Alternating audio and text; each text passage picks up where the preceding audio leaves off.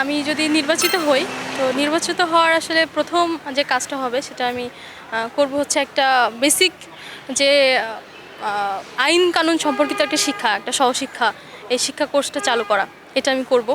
দ্বিতীয়ত হচ্ছে আমি একাডেমিক দিকে অনেক বেশি খেয়াল দিব। কারণ হচ্ছে আমি দেখি যে আমার নিজের ডিপার্টমেন্টে একাডেমিক যে ব্যাপারটা, সেটা হচ্ছে আমি গতানুগতিক শিট ধরে মুখস্থ করে পরীক্ষা দিয়ে আসি। সেখানে আসলে আমার শেখার কিছু নাই।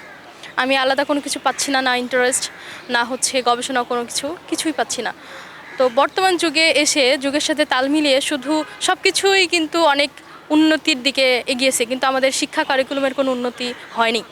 সেটা নিয়ে আসলে কাজ করার অনেক বড় একটা জায়গা। তারপরে আমি দেখেছি যে এখন পর্যন্ত একবিংশ শতাব্দীতে এসেও আমার লাইব্রেরির জন্য সকাল থেকে সিট ধরার জন্য দাঁড়িয়ে থাকতে হয়, তারপর সিট না পেয়ে ফেরত যেতে হয়।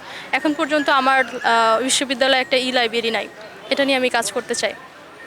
তারপরে আপনারা দেখছেন এর আগেও যে এই বিশ্ববিদ্যালয়ে আসলে নারী শিক্ষার্থীরা তাদের পোশাক নিয়ে কিভাবে হ্যারাসমেন্টের শিকার হয়, এটা প্রমাণ তো অনেক আছে, আপনারা সেটা খুব ভালো করেই জানেন।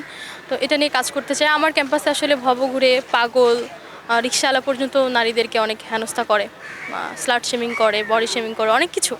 তো এটা নিয়ে আসলে প্রশাসনের যে একদম চোখে পড়ার মতো যে পদক্ষেপ, এটা নিয়ে কিন্তু অনেকবার কমপ্লেন করা হয়েছে, সেই পদক্ষেপগুলো আমি দেখি না।